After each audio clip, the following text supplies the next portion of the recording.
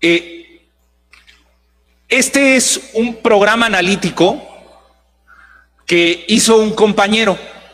Cada estado, ustedes saben que en ningún estado la federación mandó un esquema, mandó un formulario, mandó para hacer un programa analítico.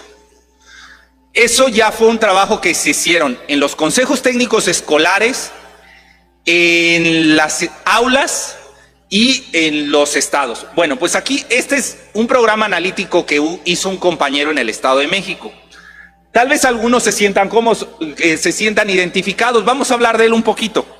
Les digo, esto no es un instrumento que se haya diseñado desde Secretaría de Educación Pública. Un compañero en una escuela hizo este trabajo. Bien, ¿qué fue lo primero que hizo? Ojalá podamos ampliarlo un poquitito, compañero, para que puedan leerlo. Un poco más. Creo que ahí, ojalá que... La primera parte, como ven, hizo una lectura de la realidad. Tomó conciencia de su contexto. ¿Qué pasó en esa primera etapa? Pues como ven ahí, pues primero habla de su escuela, de cuáles son las condiciones que hay en su escuela, sus condiciones geográficas, las condiciones culturales. Intentó hacer una lectura. Aquí es interesante el fenómeno, porque el maestro está entrando en la toma de conciencia. Está analizando cosas que, bueno, él trabaja ahí. Yo soy texcocano. Ayer estaba en Hidalgo y hacía esta anécdota, porque en Tlaxcala, perdón. Estaba en Tlaxcala y hacía esta anécdota con los compañeros, porque no sé si ustedes saben, pero cuando Hernán Cortés sale en aquello que ahora en el libro de texto se llama, ya no es la noche triste, sino es la noche alegre. En aquella salida de Hernán Cortés pues él ya iba en huida porque habían perdido Tenochtitlan. Entran a Tlaxcala y él esperaba lo peor en Tlaxcala. Él esperaba que en la entrada, al verse disminuidas sus fuerzas, o sea, llegó con muy pocos soldados, el oro que había sacado de Tenochtitlan lo habían perdido en la huida, sus mejores soldados habían muerto. Él esperaba que llegando a Tlaxcala, pues ahí los mataran los indígenas, los tlaxcaltecas. Y oh sorpresa, los tlaxcaltecas los reciben, les dan de comer y los curan. Y no solo los curan, sino los vuelven a armar, les vuelven a dar un ejército para entrar. Hernán Cortés, al conocer cómo estaba Tenochtitlan, decide que no va a entrar por tierra, porque se dio cuenta que dentro de todas las tecnologías que habían en lo que conocemos como la cultura azteca, la cuestión del agua no era una de sus grandes ventajas. Es decir, los bergantines que utilizaban los europeos eran más robustos que las lanchas trajineras, las embarcaciones precolombinas. Entonces decide que para entrar, la nueva incursión a Tenochtitlan tenía que ser por agua, que la lucha se iba a hacer marítima, bueno, iba a ser en el agua, en el lago de Texcoco, y deciden tomar primero Texcoco. Dentro de los tres imperios era el más pequeñito y era el que tenía menos fuerza militar porque se dedicaba al comercio, era un centro cultural, un centro de comercio, agropecuario. ¿Qué pasa? Entran, los aztecas no esperaban que el ataque iniciara por Texcoco. El tlatoani de Texcoco, cuando entran los tlaxcaltecas, decide retirarse y se va a Tenochtitlan con toda su corte. Y dejan a Texcoco solo y entra Hernán Cortés ahí. Y ahí, en Texcoco, van a hacer un astillero donde van a crear los bergantines con lo que hacen el segundo asedio hacia Tenochtitlan. Lo digo ¿por qué? Porque en Texcoco hay una columna donde, en teoría, la historia nos cuenta que ahí se ataban los bergantines, que como ahí fue el astillero, ahí era donde estaban los barcos que hizo Hernán Cortés. Pero nadie lo sabe, o sea, solo se hizo en piedra una columna, no hay una placa que diga esta historia, solo lo sabemos los texcocanos, porque son los mitos globalizantes de nuestra colectividad. Y yo como maestro de secundaria, pues llevaba a mis estudiantes y los sentaba ahí, no hay una placa, les digo, solo es como un poste de luz, solo que está labrado, no dice nada. Pero bueno, la historia dice, nuestros mitos globalizantes de nuestra cultura, de nuestra colectividad, nos dice que ahí se hicieron esos bergantines y llevaba a mis estudiantes, les contaba con lujo de detalle esta historia, tal. Bueno, esto lo digo porque en ese análisis yo voy reconociendo, yo salgo de la ignorancia, de no saber, porque la anécdota es porque se ha tragado, ese poste se lo tragó la urbe y no hay una placa. Entonces pasan por ahí centenares de personas al día y nadie sabe qué pasó ahí. Y ahora, como los maestros, muchos de ellos no son texcocanos, les han dado la clave y están en tránsito para regresar. O sea, son muy pocos los maestros que fueron formados en Texcoco y que dan clases en Texcoco, no como en mis años, ¿no? Donde mi maestro que me dio secundaria era del barrio. O sea, era texcocano, se sabía estas historias no solo porque las aprendió en la escuela, que también había ido a una escuela en Texcoco, sino porque en casa se las habían platicado porque sus padres eran texcocanos. Hoy ya no pasa eso. Y hoy uno puede estar ahí, pasa la gente y dicen, ¿cuándo van a quitar? Porque estorba, porque sí estorba el poste, ¿no?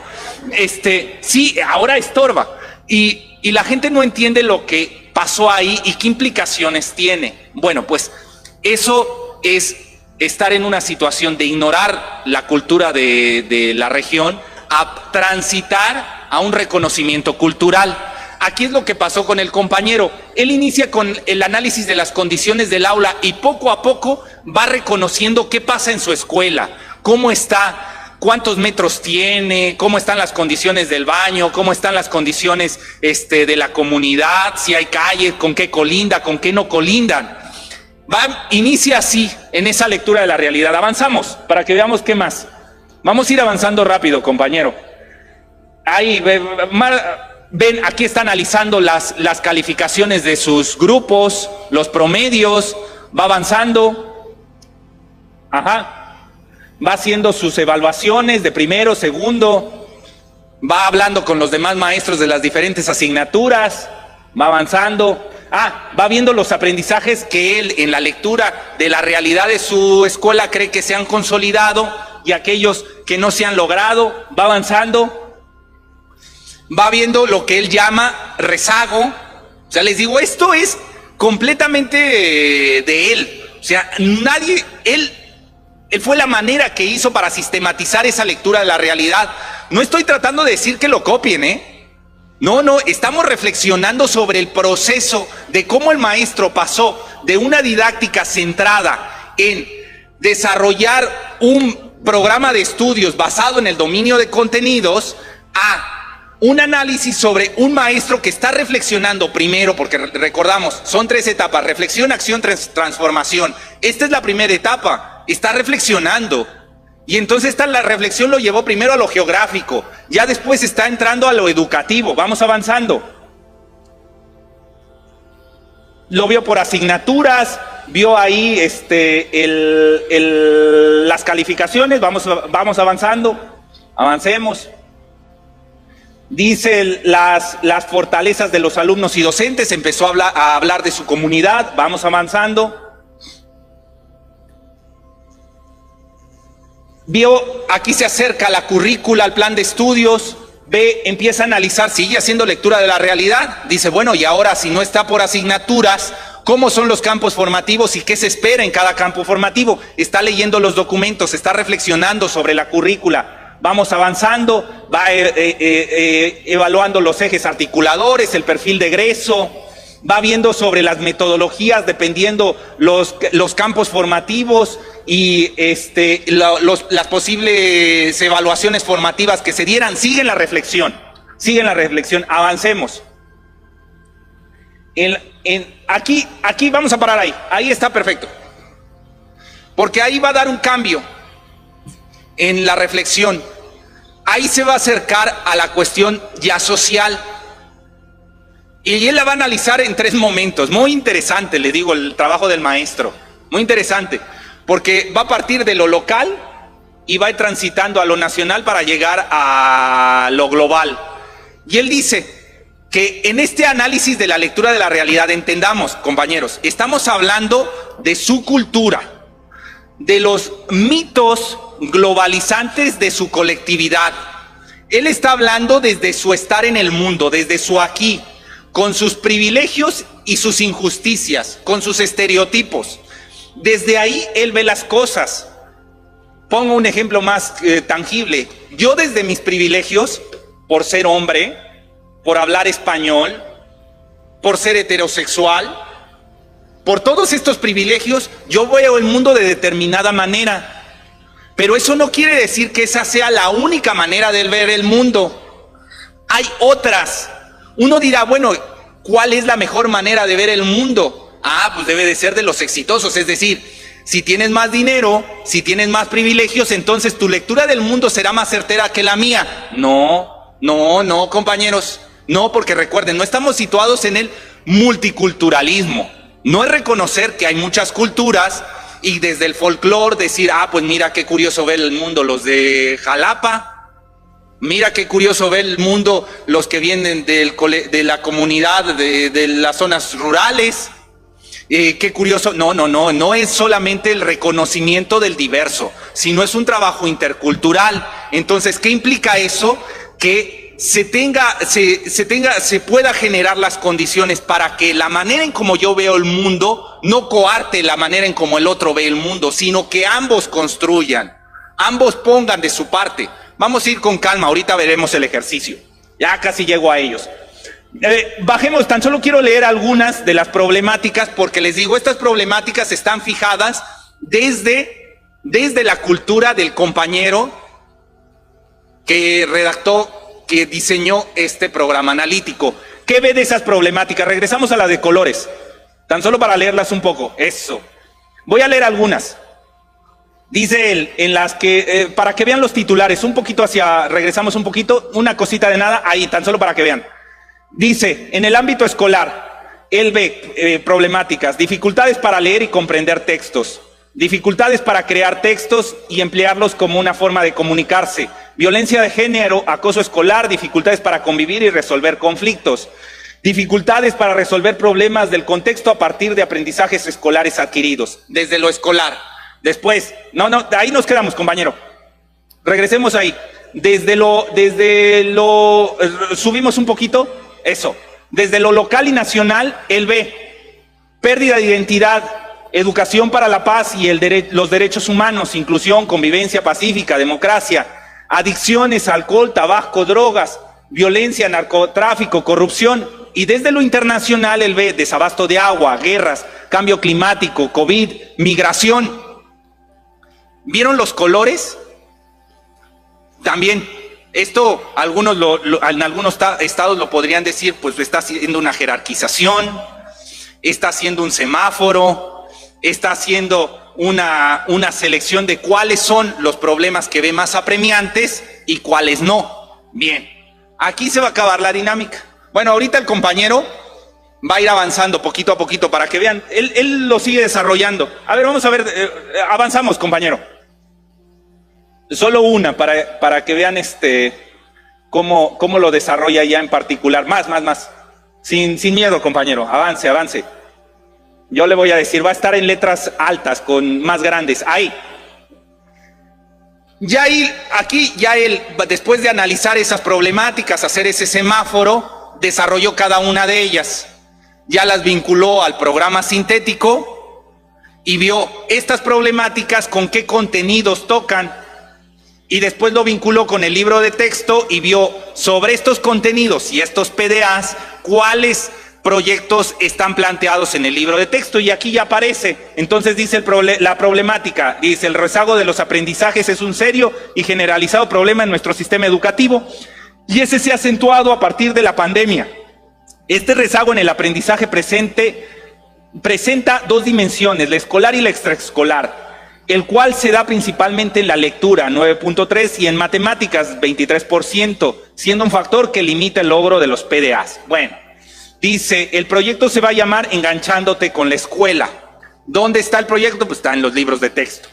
Dice, ¿cuáles son los contenidos que se van a ver, que están marcados en los libros de texto? Pues aquí alcanzamos a ver uno. Los elementos y los recursos estéticos de la lengua española en la literatura oral y escrita. ¿Cuáles son los ejes articuladores que alcanza a distinguir que se tocan en el proyecto y que él va a abordar aún más en clase? La inclusión y el pensamiento crítico, además de la interculturalidad crítica. ¿Qué disciplinas toca este proyecto? El español. ¿Cuál campo formativo es? El campo de lenguajes. ¿Cuánta temporalidad tendrá el proyecto? Del 11 de septiembre al 13 de septiembre. Bueno, tal, ya vieron cómo hizo. Pero ahora va a venir la dinámica, porque esto es la dinámica intercultural, una dinámica intercultural, porque les digo, esto no son procesos, estos no son recetarios, estamos reflexionando, estamos en la reflexión para pasar a la acción y la transformación. Bien, en esta reflexión que haremos, vamos a discutir cómo logramos hacer interculturalidad con el programa analítico. Vamos a hacer la dinámica.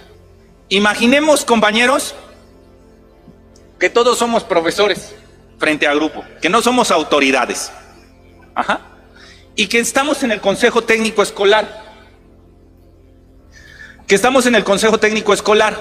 Y que yo les estoy presentando esto, compañera. O sea, no nos dieron indicación, no nos llegó el instrumento.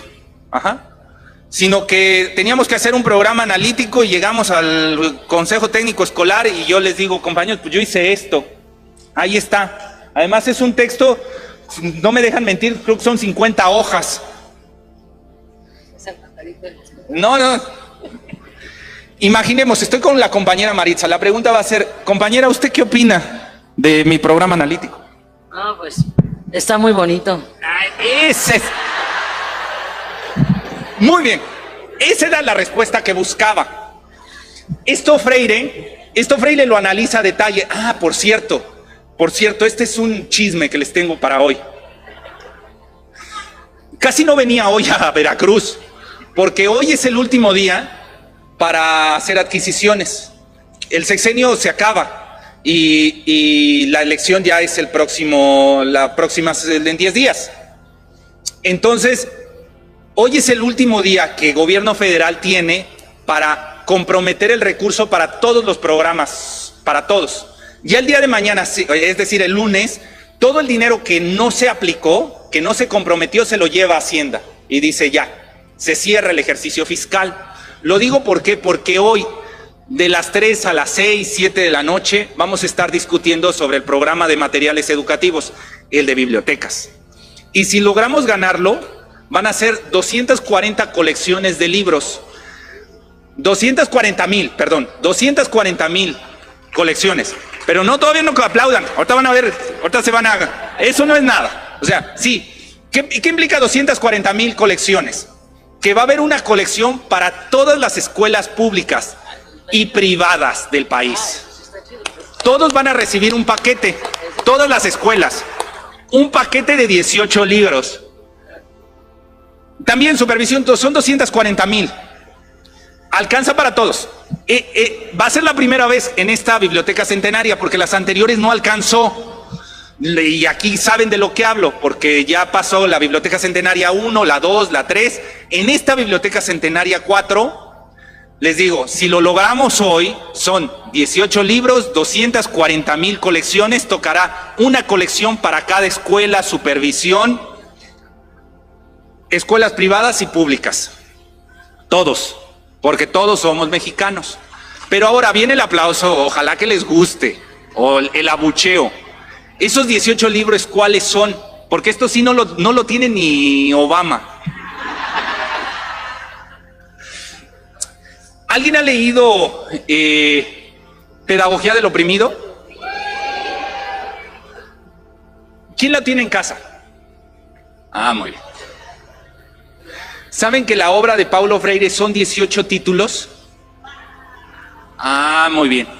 ¿Y saben que muchos de ellos son dificilísimos de conseguir? Muy bien. Pues si lo logramos hoy, va a llegar la colección completa. Todas las obras de Paulo Freire van a llegar a cada una de las escuelas públicas y privadas y las supervisiones. Con eso cierra el sexenio materiales educativos. Entonces sí, fue un gran, los que trabajan en la cuestión administrativa, lograr adquirir esos materiales, los derechos para la impresión. Además, aquí yo sé que queda todo en confianza, a un superprecio. Vamos a hablar de eso porque también vale la pena para que veamos el antes y el después. Hace unos días Coahuila le compró, el año pasado, no quiso repartir los libros de texto, se acordarán, ¿sí? Bueno.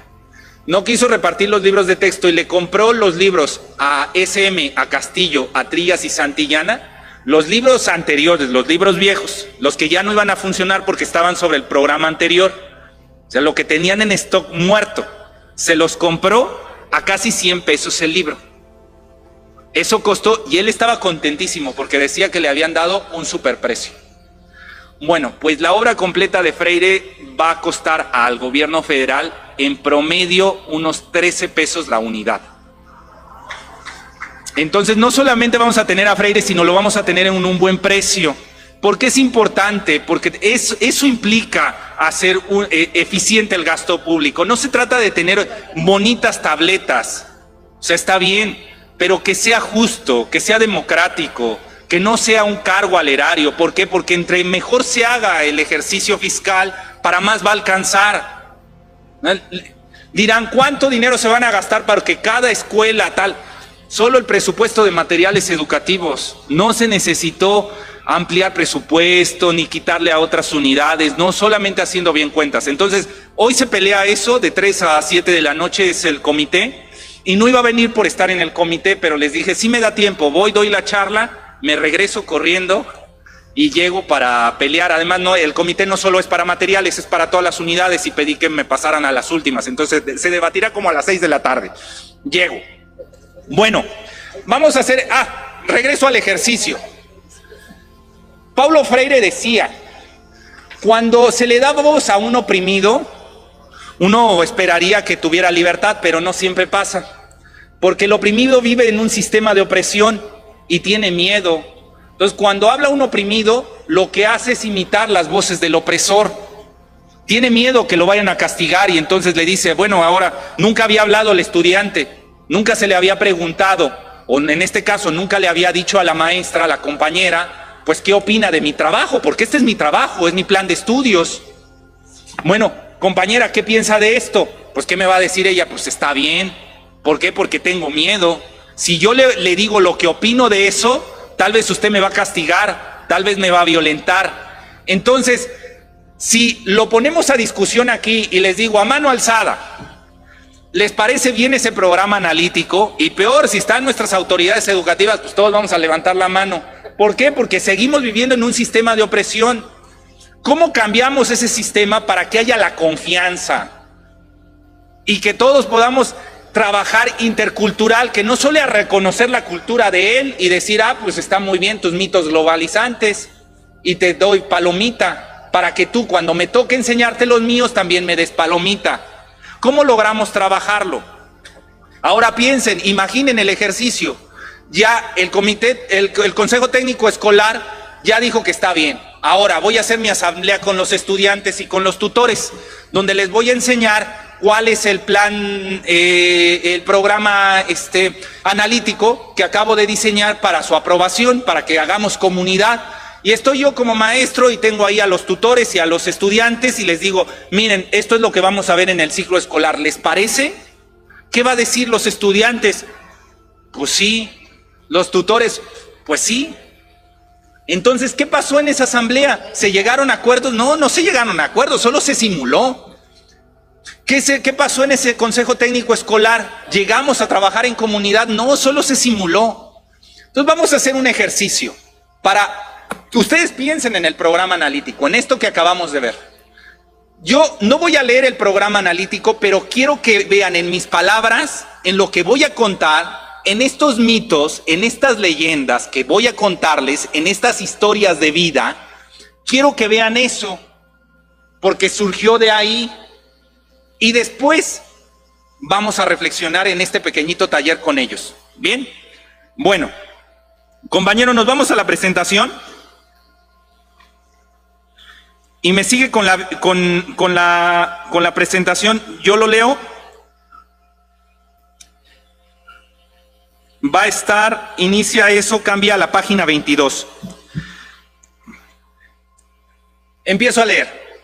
Les digo, ustedes están pensando en el programa analítico que acabamos de discutir, ¿sí? Y vamos a hacer interculturalidad. Vamos a intentar analizar eso que es didáctica, que es una estrategia de cómo llevar el proceso de enseñanza-aprendizaje. Lo vamos a analizar desde un trabajo intercultural.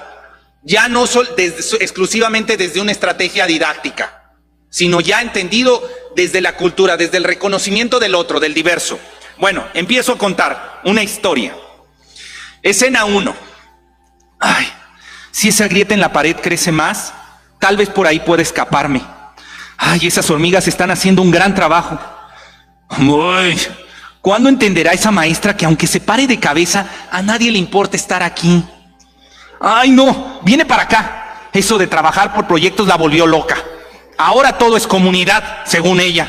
Aunque aquí nadie sabe qué es lo que le pasa a los demás. ¿Cómo hacer comunidad con esta tribu de salvajes? Recuerden, en este proyecto de aprendizaje-servicio reconoceremos la importancia de la familia y con ello fortaleceremos el sentido de pertenencia y autonomía. No es por presionarlos, pero en una semana vendrá el supervisor y debemos ser todo un ejemplo de trabajo en esta escuela. Ana, ¿entendiste la dinámica? Sí, maestra. Ánimo, Ana. Tienes una gran comunidad de aula y sé que lo harán muy bien. Ya saben, lo primero que haremos es reflexionar en sus comunidades las siguientes preguntas. 1. ¿Qué los hace parte de una familia? 2. ¿Por qué es tan importante la convivencia familiar? 3. ¿Cómo contribuye la familia al desarrollo de autonomía? ¡Qué locura! No tienen idea de lo que pasa en su salón. ¿Cuál comunidad? ¿Cuáles familias? Antonio vive con su abuela desde hace un año porque su mamá se fue a los Estados Unidos y a su padre nunca lo conoció. Lourdes es un caso parecido, pero ella vive con una tía que la maltrata mientras se debe estar cuidando de su tío que la acosa. Ay, todos los hombres son unos puercos. Bueno, no todos. Mario es diferente. Él sí me ama. Si no estuviera casado, todo sería perfecto. Pero yo sé que a la que ama es a mí. Sigue en su casa solo por sus hijos. Si tan solo esas hormiguitas trabajaran más rápido y el hueco del muro fuera lo suficientemente grande para escaparme. Ahora necesito que redacten en una hoja la historia de su familia. Aquello que les traiga un buen recuerdo, que les diga por qué es bueno estar unidos, juntos. Por ejemplo, para mí, la persona que más quiero en la vida es mi mamá. Ella me enseñó muchas cosas y cuando tengo un problema o necesito que alguien me escuche, corro con mi madre. Aunque la maestra se pare de cabeza, se suba al escritorio y grite, no cambiará las cosas. Aquí estamos solos. Mi madre está más preocupada porque mi padre ya no le engañe con sus amiguitas del trabajo y que no le pegue cuando llegue borracho los fines de semana. ¿Qué le puede contar a mi mamá que me pueda ayudar? ¿Qué me podría decir de Mario y de cómo cuando me besa me siento especial? No, nadie me entendería. Ay, pero estas hormigas holgazanas nunca van a terminar si van de granito en granito.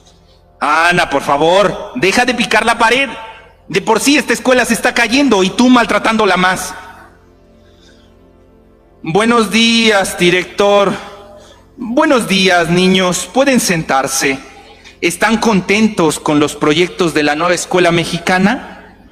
Tienen que echarle muchas ganas. La próxima semana viene el supervisor y le vamos a mostrar los avances en la conformación de comunidades. Miss Lupita, le pido que lleve en orden los formularios que le enviamos para registrar las evidencias de todos sus estudiantes. Pero son 40 y también tengo turno por las tardes. Miss, no se preocupe. Yo sé que te encontrará tiempo. Además, sé que sus estudiantes son muy trabajadores y no les costará ningún problema estar al día. ¿Verdad, niños? ¿Verdad que los proyectos van bien? Sí, director. Más fuerte, niños, parece que no comieron hoy. Pues sí, no comí hoy y tampoco ayer. No recuerdo la última vez que desayuné antes de venir a la escuela. Mi papá tiene problemas en el trabajo y nunca hay dinero. Pero creo que no es por culpa del trabajo, sino porque tiene otra familia, sino porque ella casi no está en casa. En fin, a mí qué me importa. Lo bueno es que veré a Mario al salir de la escuela y podremos ir a tomarnos un helado. Ay, ojalá que no se ponga necio con lo del hotel otra vez. Todos los hombres son iguales. No. Mario es diferente. Mario es como yo. Estamos atrapados en lugares donde no queremos estar y yo lo voy a ayudar a que seamos libres. Venga, vamos, hormiguitas, apresúrense. ¿No me estaré equivocando? ¿Y si termino como mi mamá? Ella salió embarazada de Luis a mi edad. Bueno, pero mi papá nunca la amó, no como me aman a mí. Cuánto extraño a mi abuelita. Ella sí me escuchaba, sí tenía tiempo para mí. Creo que mi papá se comportaba más cuando estaba ella. Le dolió mucho verla enferma, ver que casi no podía respirar y que en el hospital no le daban nada para aliviarla. Fue una gran mujer. Yo voy a ser igual a ella, pero antes debo de irme de aquí. Ahora necesito que cada uno copien la tabla de la página 265 en su libreta y que la completen con los integrantes que tienen en su casa. Como ven, en una columna van a poner el nombre y en otra la tarea que realizan. Miss, ¿de todos? Sí, de todos, Luis. Pobre Luis, necesita tanto que lo tomen en cuenta. Pero ¿a quién se le ocurrió poner en el mismo equipo a Luis con Diego? Todos saben que Diego es un abusivo. No va a parar hasta que haya una tragedia. El otro día Luis estaba medio oído y todos decían que se quería morir. No sé por qué goza viéndolo sufrir. ¿Qué sentirán los hombres por ver sufrir a los demás? Mi papá le dice a mi hermano mayor, que por cierto también se llama Luis, que debe ser valiente, que en este mundo todos son sus enemigos. Al parecer los extraños, los exitosos, son aquellos que vencen sobre los débiles. Cuando llora mi madre se me rompe el corazón. Aunque no se preocupa mucho por mí, no debería de sufrir tanto. Me da asco ver que después de los golpes ella le pide perdón por haberlo hecho enojar y luego le hace el de desayunar. Mejor él desayuna que nosotros. Lo que sigue es que en sus comunidades de aula intercambien los cuadros y dialoguen sobre los tipos de familia que tienen. Venga, Luis, rápido, pásale tus cuadros a Diego. Ay, no, ahí va todo otra vez. Ojalá pronto venga Mario por mí, me lleve por un helado, me cuente sus cosas del trabajo. Ojalá que pronto estas hormigas terminen el agujero y me pueda escapar de aquí. Uy, sonó la campana. Corramos, Mario me espera. Escena 2. Aquí vamos otra vez. Puedo ser una gran maestra. Ay, odio que todos crean que estoy aquí porque sigo los pasos de mi madre y que ella a mi edad ya había organizado a todos los del pueblo para instalar a la escuela.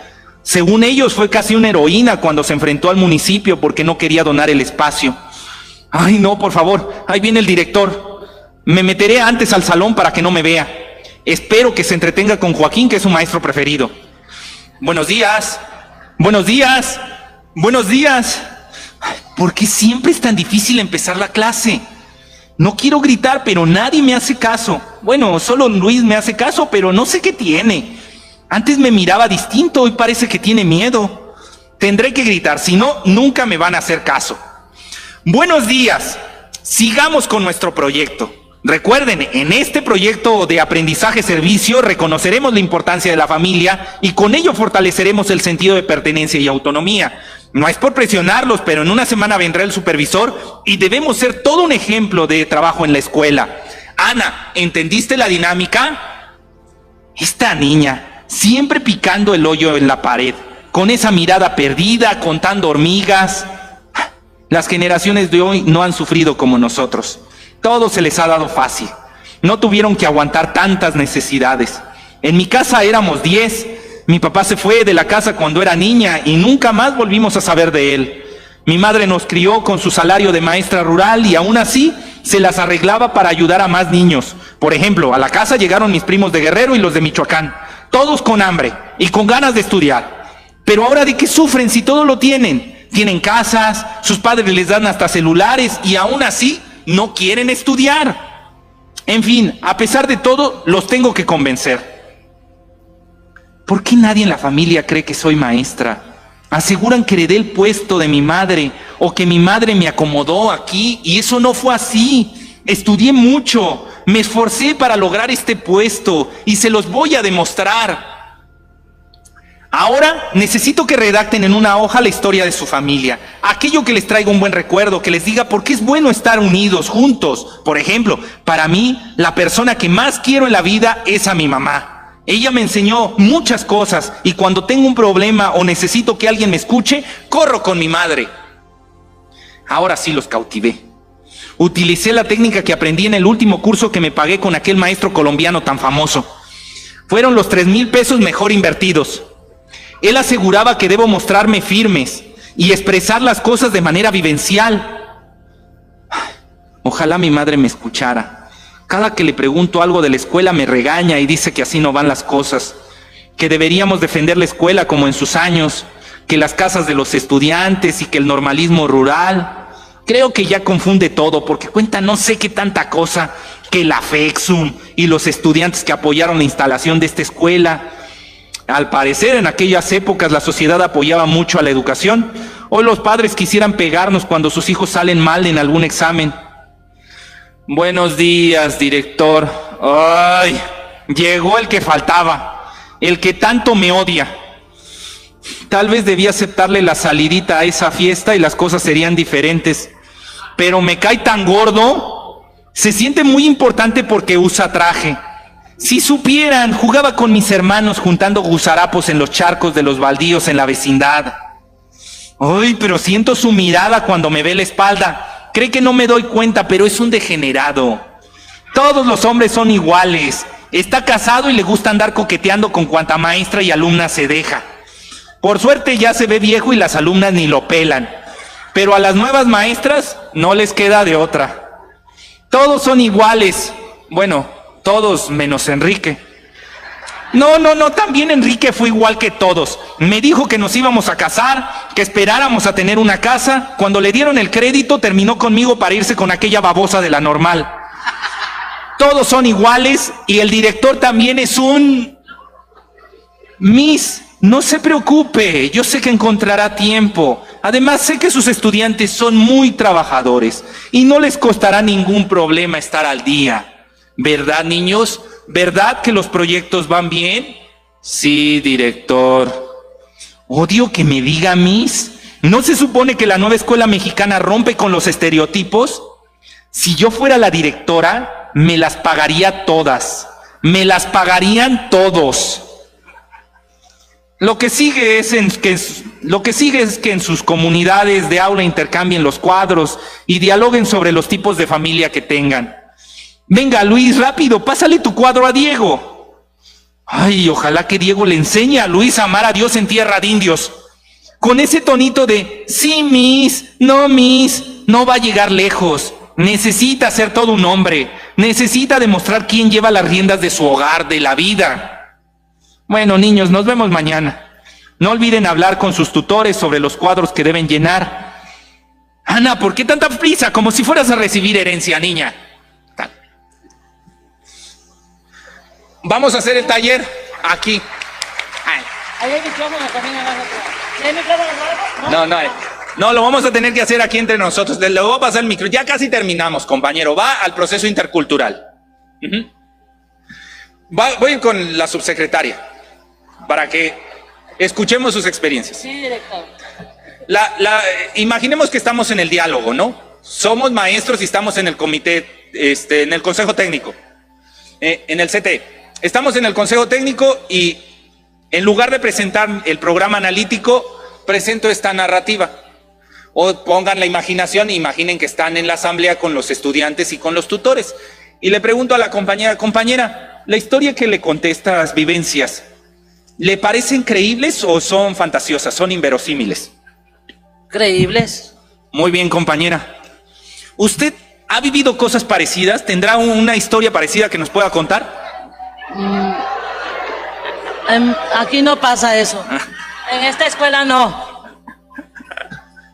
En esta escuela no está ese director. Sí, me imagino que no está ese director, pero en estas cosas que parecen verosímiles, que pudieran pasar en una escuela, en su escuela, en la vida, ¿tiene historias parecidas o algo que pueda comentarnos? ¿Alguna anécdota? Sí, claro que sí. Pues cuando yo inicié la administración llegué a una escuela, efectivamente, donde todo se planeaba, donde había una directora que si no se hacían las cosas como quería, pues entonces estaba mal.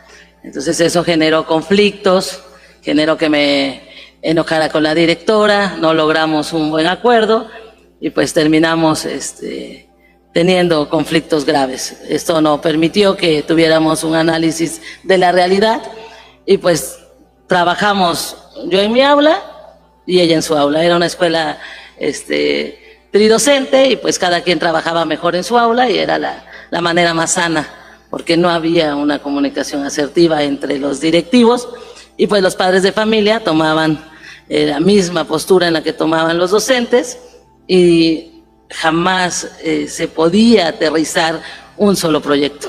Muy bien, compañera. Vamos ahora con el compañero. Compañero, ¿usted cómo ve?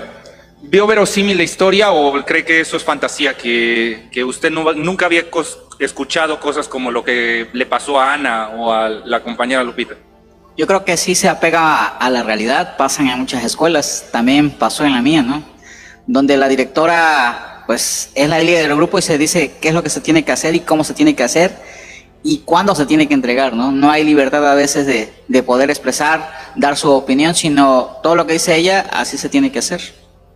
Compañero, ¿y tiene usted experiencia así nos puede platicar alguna historia de estudiantes que sufran esa violencia, acoso sexual, abuso sexual, que son temas muy serios o no? Sí, tuvimos casos, en la escuela donde yo trabajé, tuvimos casos de maltrato infantil y de abuso sexual, ¿no? Es muy difícil platicar con los familiares, con el papá y la mamá, ¿no? Porque a veces no creen ellos que puedan pasar, porque me tocó ciertamente de que una niña era abusada por un familiar, ¿no? Muy cercano al papá y obviamente no creía esa parte, ¿no? ¿Esa niña cómo actuaba en el salón? Se aislaba, trataba de estar sola y en algunas ocasiones, bueno, se rayaba o se lastimaba sus manos. ¿Eso se lo llegó a contar a otros amiguitos de ella, a otros compañeros, se aislaba y no interactuaba con ninguno? Es decir, ¿los demás estudiantes conocían el tema? Tenía amigas, como 2 o 3, yo creo que ellas sabían el tema porque son las que en un momento dado se acercaban conmigo para contarme esa situación. ¿Esas amigas qué las hacían? ¿Qué los unía? ¿Cómo interactuaban ellas? ¿Qué jugaban? ¿Qué platicaban? Más que nada eran como compañeras de trabajo, ¿no? Y tenían vidas similares, sus papás no estaban todo el día, su mamá trabajaba, iban a vender, ¿no? Entonces, cuando ya llegaban, pues por lo regular siempre se encontraban solas, ¿no? Y eso las unía para platicar lo que les pasaba entre ellas. ¿Ese caso solo sucede aquí en la escuela o en su comunidad, donde usted, en su barrio, también llega a pasar cosas así? ¿Ya hay estudiantes o adolescentes que sufren cosas parecidas? No, yo creo que sí llega a pasar en el barrio, pero a veces es muy difícil, que los docentes hablen, ¿no? Yo soy maestro de telesecundaria y a veces el docente se cohíbe a hablar de esas cosas porque cree que no les puede pasar a ellos, ¿no? O creen que eso que les pasa nada más les pasa a ellos, a nadie más, ¿no? Y tienen miedo de hablar de esos temas. Bien, yo sé, ya estamos cansados y hace mucho calor, pero la dinámica lo que llevaría es un poco a ganar la confianza. O sea, si uno entrega el programa analítico, lo único que está esperando es desde el narcisismo que le aplaudan a uno y diga, buen trabajo, maestro, cumplió, check, ¿qué sigue? Pero si queremos hacer comunidad, necesitamos llevar no una estrategia didáctica, sino una estrategia cultural. Y debemos entender que vivimos en sociedades divididas, que las culturas que rodean a nuestra sociedad han puesto barreras, cada una de nuestras culturas. ¿Por qué? Por el miedo, por la violencia que se ejercen entre nosotros. Para romper esas barreras necesitamos una estrategia cultural. Aquí en esta lectura, ¿qué fue lo que apareció? Aparecieron las leyendas, las historias de vidas, los mitos globalizantes de una colectividad. ¿De cuál colectividad? De mi colectividad. Y me abrí y conté una historia. ¿Qué pasa? En esa historia, el compañero, sin verlo, empezó a encontrar, o sea, sin así planearlo, porque eso es algo natural de la convivencia social, empezó a encontrar temas, empezó a encontrar cosas que aunque él no conoce a Ana, ella, la compañera, no conoce a Miss Lupita, aunque no lo conozcan, encontró las células de la historia donde decía, es que esto también pasa aquí, estos vicios, estas virtudes, estos problemas, también suceden aquí, y tuvo simpatía. Generó ahí un vínculo. Y que después, ¿qué pasó acá? Al ganar esa confianza, poco a poco dice, así como tú planteaste tus historias, ahora van mis historias. ¿Qué haría ahí el maestro? Aquí la pregunta, espero que lo hayan notado, que el programa analítico o el cuento que acabamos de leer o que acaban de escuchar viene del programa analítico. Es decir, los problemas que vio en la reflexión de su realidad, desde sus prejuicios, desde sus privilegios el maestro, ahí hizo una narración y la presentó a la colectividad. Y entonces la colectividad tuvo simpatía por ciertas cosas. Y entonces en este momento yo veo que pareciera que, estoy jugando, de todos los temas que se tocaron ahí como problemáticas, los abusos sexuales, el abuso de poder, los problemas administrativos, los problemas alimenticios, la violencia, de todos esos temas, parece ser que mi colectivo, en la jerarquía que podemos hacer aquí entre todos, lo que más les importó, lo que más les dolió, lo que más les movió, fue, en este caso al compañero, la cuestión de abuso y de violencia sexual. Eso lo puso hasta arriba, por ahí inició el compañero. De todos los problemas alimenticios, el bullying que hay en la escuela, eso no le pareció tan, al menos estoy jugando. ¿Por qué? Porque él empezó a aportar desde sus narrativas, desde su vivencia sobre ese tema. Entonces, ¿qué hago? Confirmo en mi programa analítico, en mi lectura de la realidad, que los problemas y la jerarquía que yo había hecho es adecuada a mi territorio o no. Después de hacer este trabajo intercultural entre todos, nos damos cuenta, vamos distinguiendo qué es lo que mueve, cuál es la realidad de los diferentes actores. Y entonces, sin quererlo, sin proponerlo, estamos tomando acuerdos. Estamos tomando acuerdos porque estamos encontrando puntos en común. Claro, ¿quién? El maestro, que lleva la estrategia cultural, el docente, que fue el que hizo toda esta dinámica para que se abriera el otro que tiene miedo y que no quiere mostrar su cultura porque tiene miedo a que lo violenten. Bueno, compañeros, yo sé, están cansados, hace mucho calor. Me